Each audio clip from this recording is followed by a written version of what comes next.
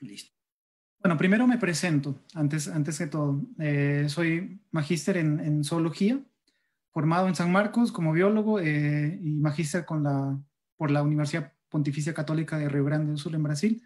Actualmente vengo cursando el doctorado en la misma universidad y he tenido y tuve bastante amplia experiencia en la parte como analista y consultor ambiental, tanto en Perú como en Brasil, que en Brasil fue prácticamente más en ambientes cavernícolas. En Perú fueron muchos proyectos de gasoductos, mineras y hidroeléctricas, ¿no? Actual miembro colaborador del Museo de Historia Natural y a su servicio, por lo menos para que sepan quién les va a hablar en esta tarde. ¿Qué es un bioindicador? Vamos al asunto. Un bioindicador puede ser cualquier organismo vertebrado o invertebrado que me indique algún cambio o mudanza en un determinado ambiente o en un lapso temporal. Estos organismos pueden encontrarse tanto en el ambiente aéreo, en el ambiente terrestre, como en el ambiente acuático. Y estos, a través de medidas indirectas, voy a poder obtener información que me indique si es pobre o bueno la calidad de un lugar determinado. Como en el ambiente, en un ecosistema, tenemos muchos animales interactuando entre ellos. Muchas veces estos bioindicadores son un componente o apenas una especie de todas esas comunidades. De igual forma, a veces no es solo una o dos o tres especies, sino el conjunto de ellas, que en este caso puede representar un ambiente terrestre o en el ejemplo de arriba, un ambiente acuático. ¿Qué es lo que necesita entonces uno tomar en cuenta de este o de estos organismos? Tengo que monitorear contaminación, uso de tierras, cambios ambientales o sequía que puedan estar afectando a estos organismos y que a través del tiempo consigo acompañar el desarrollo que comprometa tamaño, reproducción, cambios hormonales o algunos otros factores que yo consiga leer. Y entonces, ¿qué hace un bioindicador? En resumidas cuentas, evalúa la calidad de las respuestas, cómo está el estrés en un ambiente. A la izquierda vemos una casa, un jardín, y plantas que son típicas de un ambiente periurbano. A la derecha vemos otro ambiente amazónico. Ambos van a tener respuestas de estrés totalmente diferentes, de las cuales también tengo que tomar en cuenta que los organismos que se encuentran ahí son totalmente diferentes o están compuestos en comunidades que responden de manera diferente a las variaciones climáticas, por ejemplo, e incluso al tipo de flora. Un ambiente acuático, por ejemplo, estresores y estos elementos que causan disturbio en peces como en insectos acuáticos o como en estas amebas, van a causar estrés en los nutrientes, en la luz, en el substrato, en la velocidad del agua, en la comida, que poco a poco, si estos continúan a lo largo del tiempo acumulándose, pueden mermar con la población. Por eso es que cuando tú escoges un bioindicador, necesitas monitorizar o monitorar que todos los cambios ambientales que ocurren, los procesos ecológicos que envuelve todos estos químicos que cambian, que el organismo responde a ellos, y asimismo evaluar la biodiversidad que tú has escogido. Ahí ya vamos entendiendo más o menos cómo funciona, pero como toda herramienta necesita uno tener criterios. Dos autores en 2011 establecieron, ya después de mucho tiempo, cuáles son los criterios más adecuados para un buen indicador. Y son esos cuatro, los resumieron en 4 grupos. Que sean sensibles, que tengan una respuesta tanto al grado de contaminación y a la forma en cómo yo lea la información del ecosistema, que la densidad poblacional sea adecuada en el nivel local, comunes, relativamente estables, de ecología bien estudiada, aunque en muchos otros países es muy incompleto, pero es por eso que a veces se escogen grupos que ya sean estudiados, que tengan resolución taxonómica actual y bien fuerte. Y lo principal, para que uno le pueda hablar a las empresas, es que sea fácil y barato de monitorizar o monitorar. Y de importancia económica, porque en muchos casos lo que tenemos que ver son insectos en granos o plagas, por ejemplo, sea controladores o que beneficien. La curva a la derecha resume más o menos que el criterio en adaptabilidad y abundancia de cuándo un indicador es bueno. La variación de grado ambiental viene en el eje X.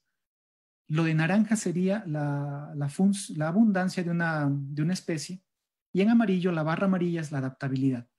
Un bioindicador está en el equilibrio entre lo que no es raro y lo que es omnipresente. Porque si fuera una especie rara, simplemente no vas a tener oportunidad de encontrarlo en muchas y repetidas colectas.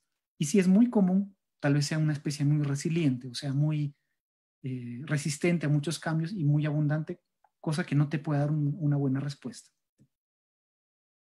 Sin embargo, existen una contraparte, que son los métodos tradicionales, porque los bioindicadores, comparado con los métodos tradicionales, que son la mayoría de factores físico-químicos que se toman, tienen ciertas ventajas, como el factor temporal. Si yo voy al río, colecto una muestra de agua o hago una calicata para obtener suelo, tengo datos de apenas ese momento.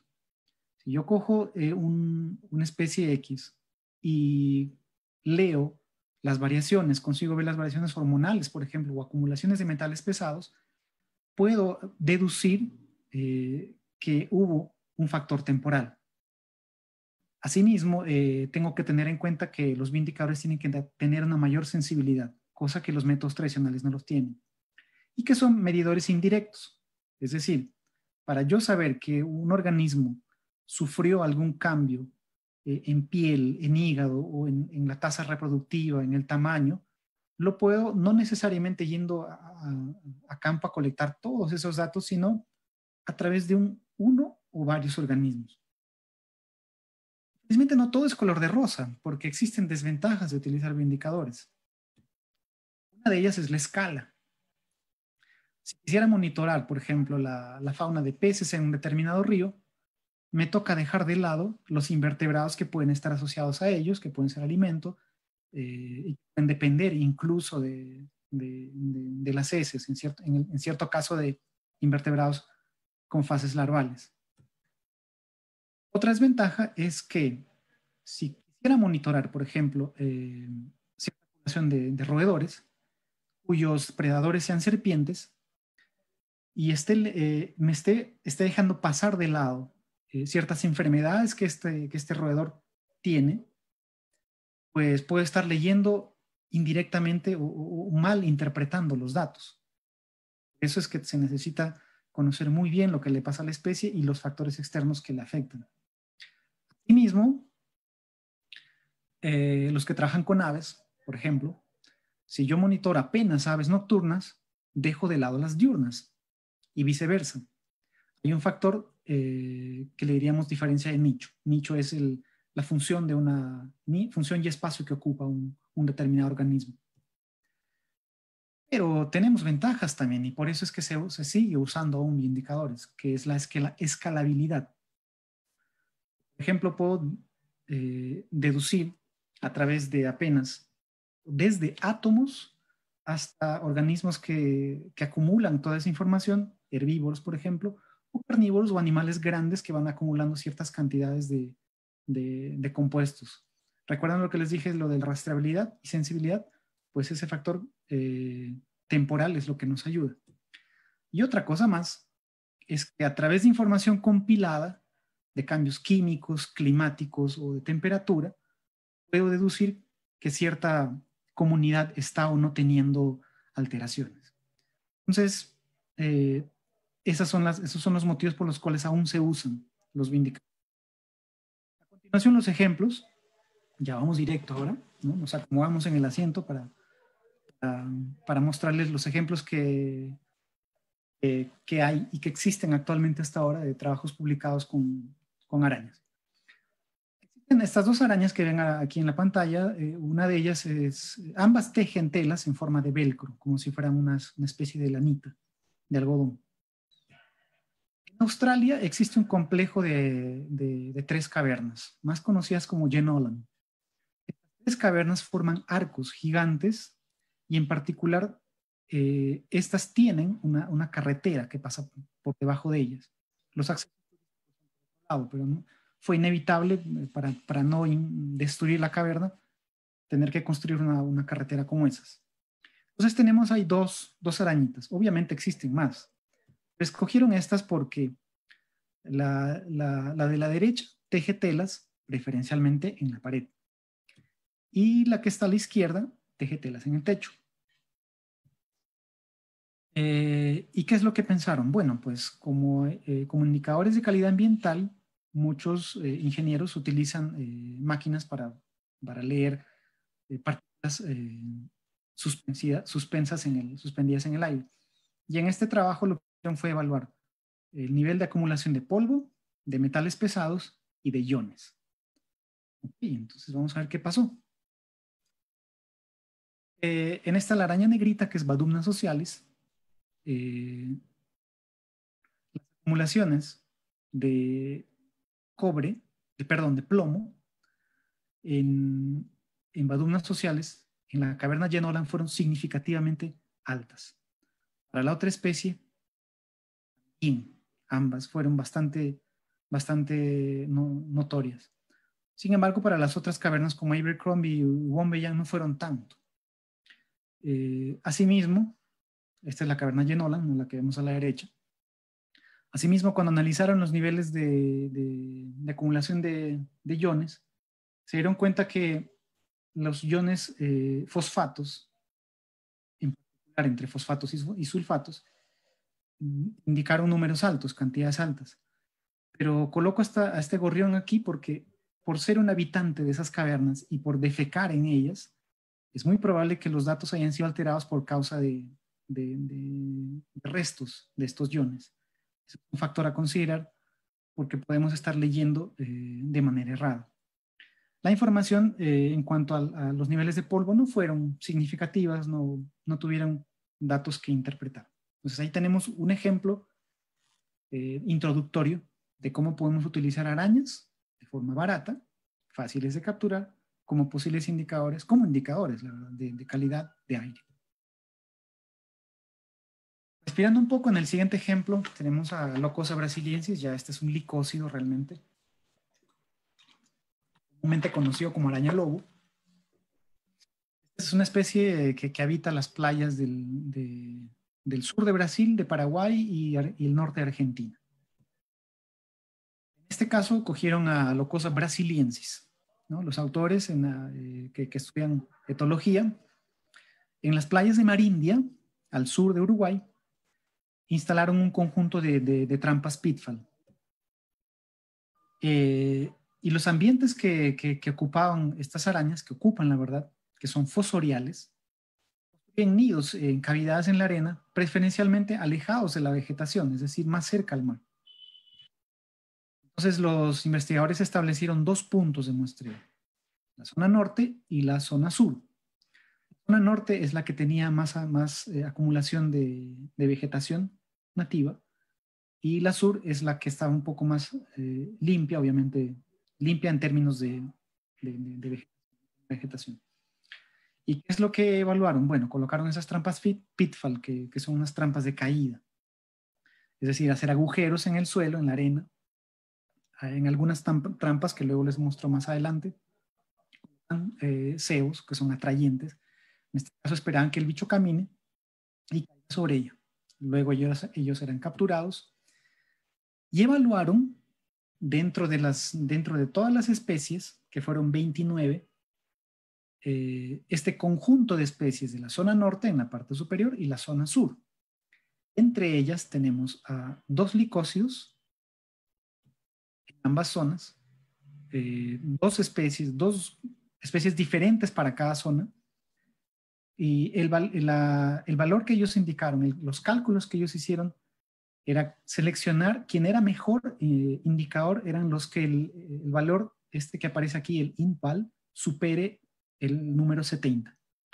Eran unos cálculos de diferencia en tal zona. Entonces seleccionaron a todas esas especies. En particular, Ogna vivitata fue la que indicó mayores valores de endemismo, por así decirlo, de preferencia por ese hábitat del norte.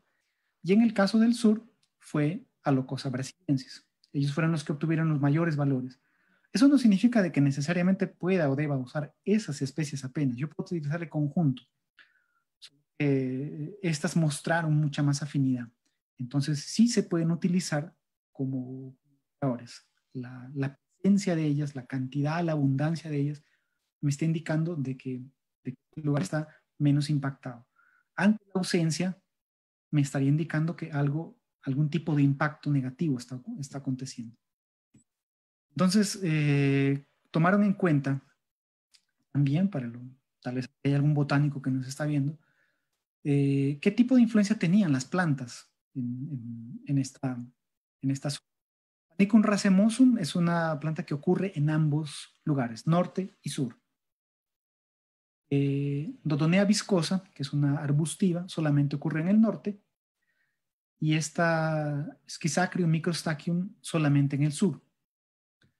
Tomemos en cuenta de que ese era el número de plantas nativas para cada lugar.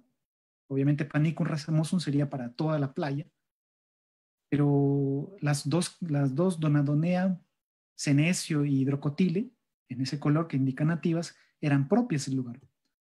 Pero también había invasoras, Pinus, Corpopatus y la otra especie que es una acacia. Todas ellas tenían un papel importante porque van a determinar los espacios que van a facilitar el asentamiento de agujeros en los bichos que hacen estas arañas, y asimismo la fuerza del viento que ayuda a formar o deformar dunas en ciertos lugares. Entonces, por eso es que ellos tomaron en cuenta la presencia de estas. Deducieron, como mostré al inicio en la tabla, que Ogna vivitata era un buen indicador para el norte y Alocosa brasiliensis para el sur. En el siguiente ejemplo, otro pariente de Alocosa, que en este caso es una Alocosa senex, género en realidad, el género se distribuye desde Norteamérica hasta toda América en realidad, Norteamérica, Centro y Sudamérica. Solo que estas especies de Alocosa que acabo de mencionar, esta segunda, Senex brasiliensis, y hay otra que es marindia, están muy adaptadas a ambientes costeros. En este capítulo del libro, los autores evaluaron el comportamiento reproductivo y cómo esto podría indicarnos ciertos cambios. Compararon a las especies asimismo mencionaron, la verdad, el endemismo de estas especies como ocurre con Ogna ingens, una especie que ocurre en Portugal, también en ambientes arenosos de playa, que está críticamente amenazado por la IUCN. ¿Qué ocurre con estos machos? Perdón, Alocosa senex. Normalmente en el mundo de las arañas, el macho tiene un tamaño menor que las hembras. En Alocosa senex es al contrario. Existe lo que le llaman inversión de sexos, donde el macho es más grande y la hembra es más pequeña. Pero eso tiene una explicación. Los machos, las hembras, que aparecerían aquí representadas aquí en triángulos abajo, son las que van a ir atrás de los machos que construyen las guaridas. Y como había mostrado en el slide anterior, Senex también, al igual que Brasiliensis, prefiere ambientes más cerca de la playa que Alocosa marindia, que está más asociado a plantas de costa y presente. Entonces, ¿cómo funciona esta inversión de roles? Una hembra aparece buscando en el medio de la playa los agujeros, se ayuda con señales de feromonas y con las comida que deja el macho, y escoge. Ahora, ¿quién escojo? Generalmente aquí sí funciona la regla de que el tamaño importa y la hembra escoge a quien haga el mayor agujero. Copulan dentro de la guarida y una vez copulada la hembra se queda adentro, el macho abandona la guarida y tapa el agujero hasta que la hembra oviposite y salga. Va luego a buscar otras hembras para copular. Entonces, además de esto, evaluaron que se dieron cuenta, ¿no?, que las hembras son, por tanto, las que más se desplazan.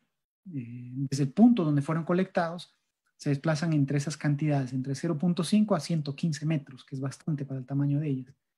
Sin embargo, los machos van casi a la mitad de desplazamiento. Tomando en cuenta este factor comportamental, si las hembras se desplazan mucho y los machos se desplazan poco, si pusiéramos barreras en todo ese camino, construcciones, casas, industrias o vegetación que evite su dispersión, pues estaríamos estaríamos yendo en contra de la reproducción.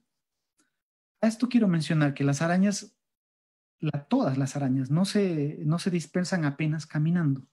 Utilizan un mecanismo que en español llamamos aerostación. El video que les voy a mostrar a continuación, con los créditos de videos de National Geographic, muestran un comportamiento que aquí en esta imagen primero le vemos como el tiptoe, que le llaman como caminar de puntitas, de puntillas. Las arañas hacen eso para reconociendo la dirección del viento. Conforme reconocen la dirección del viento, sueltan seda desde las espineretas atrás, van a ver, y se ayudan con esa seda como una especie de parapente. La seda sale, ¿no? Ellos colocaron ¿se dieron cuenta? El viento las lleva, no necesitan caminar. Esa forma de desplazamiento, que le llaman ballooning en inglés, en español es aerostación, se vería comprometida si construyen o si socavan con el hábitat de este bicho. Entonces se tiene que evaluar, por ejemplo, la distancia de la que ellos se desplazan o por lo menos el tamaño del camino que ellos realizan, sea volando, aunque no es propiamente el nombre, no sería volando, o desplazándose.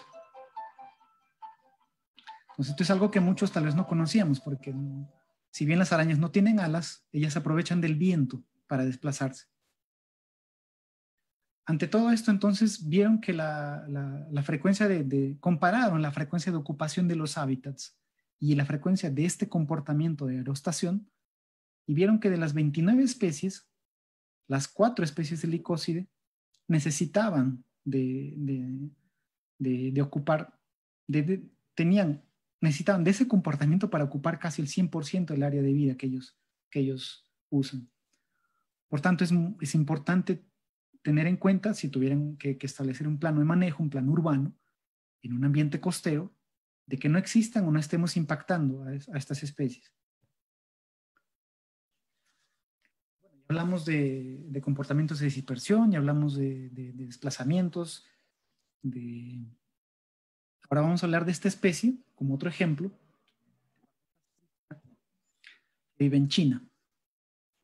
En China, ¿qué es lo que pasa? En China hay una acumulación grande de plomo que produce hipotiroidismo en las personas que viven en campo y utilizan algunos compuestos organoclorados. Entonces, ¿qué hicieron? Estos metales fueron probados, tanto plomo como zinc, para ver si estos afectaban o no el crecimiento y desarrollo y la reproducción de esta especie. Las llevaron al laboratorio y en el laboratorio las criaron y vieron que del tercer al sexto instar, o sea, desarrollo, porque las arañitas cuando salen del huevo salen ya así enteritas, no son como las mariposas, por ejemplo. Ellas salen y acompañaron este estagio adhiriendo cloruro de plomo y también probaron cloruro de zinc. Si comparamos el tamaño de las flechas, cuando estuvieron sometidas a plomo, estas demoraron en crecer más. Entonces es más gasto energético, posible presa para otros, o al mismo tiempo puede estar por demorar más tiempo, pueden estar consumiendo especies benéficas de insectos que no deberían ser, porque su tiempo de desarrollo está siendo... Entonces, comparar, vamos a ver eso en cuanto al desarrollo. ¿Y la reproducción qué? El número total de huevos comparó a diferentes concentraciones, milimoles de cloruro de plomo. En el día cero, obviamente, el número de huevos no se había comprometido. En concentración cero de cloruro de plomo. Conforme se incrementaba la, la concentración de plomo, el número de huevos iría disminuyendo. Cuando se le colocaba zinc, en el segundo caso, no era tan notorio en esas concentraciones de 10, 50 y 100 milimoles. En su contraparte, como adaptación, pues la araña que estaba sometida a plomo tenía menos huevos, pero esos huevos eran más grandes. Una estrategia para garantizar la reproducción. Por el otro lado, con cloro, el número de huevos era no tan diferente a lo normal. Entonces, si yo puedo utilizar estos parámetros de número de huevos como medidores indirectos para ver si o no está siendo sometido a concentraciones de plomo, sin necesariamente yo tener que ir a campo para saber que puede haber plomo en el suelo. Por ejemplo más, nos queda tiempo, vamos media hora. Desde Pardosa pseudoanulata. Esta especie, aquí es un poco complicado, pero vamos a ver porque ellos hicieron un análisis un poco más a nivel molecular. Tengo unos transcriptomas. Estos pedacitos representan pedazos de genes mitocondriales, pedazos de genes que nos van a indicar crecimiento, nos van a indicar procesos biológicos, moleculares o celulares que se transcriben en proteínas que luego las podemos leer. Entonces, ¿qué es lo que hicieron? Vamos a exponerlos a cadmium, que es otro metal pesado, para ver si el desarrollo era comprometido o existía algún parámetro que yo pueda leer indirectamente. Entonces, las concentraciones las llamaron TL, de low, del inglés de bajo, H de high, del inglés concentraciones altas, y un blanco, que era solamente agua. Entonces, veían cómo estos genes, cuando transcribían, durante el proceso de transcripción, eran arrojados estos cloruros para ver cómo afectaba los procesos de desarrollo. Se dieron cuenta de que existía una sobre o una subregulación. En azul vemos los comparativos de cuando eran mezclados, cuando eran comparados el blanco versus poca adición de cloro. Se veía que este es el número de genes que han sido subregulados. En comparación con los de baja densidad, con los de baja cantidad, los de alta, perdón, muchos de esos genes eran menos expresados comparados con el blanco. Entonces existía mucho más gasto energético de las arañas para expresar ciertos genes o suprimir ciertos genes. Aquí en esta gráfica, estos 724 genes eran comunes cuando eran sometidos o comparados tratamientos con altas o bajas concentraciones de cadmio. Otra cosa que tenía que decirles, estos pedacitos de genes que ya los habían detectado, sabían que son, que expresan proteínas en contra de procesar, de desintoxicar cadmio en el cuerpo. Entonces, delante de esa premisa ya sabían cómo podían responder. Ellos resumen el número de genes que se degradan, que son las barras más oscuras, versus comparado con el pool de genes existentes, que son los colores más claros. Y los separaron en 3 colores para poder entender mejor. En los rojos son todos los genes que expresan procesos biológicos. En verde todos los que tienen que ver con componentes celulares. Y en azul o celeste todas las funciones moleculares. ¿Y qué encontraron? En las señales de procesos biológicos, en la barra más oscura, comparada con la clara, era mucho más notoria, más fuertemente afectada, y la reproducción también. Estoy viendo que a nivel genético, la energía que este organismo gasta para regular sus procesos, cuando se les adiciona un metal, que en este caso es cadmio, es diferente, hay una diferencia. Asimismo, en los componentes celulares, para construir membrana, para reparar membrana, también se vio comprometido. Por último, la estructura molecular de algunos compuestos también se vieron afectados cuando fueron expuestos a cadmio. Entonces, yo tengo cómo ver a través de estos indicadores si Pardosa C1 nulata está o no siendo afectado por cadmio. Un respiro.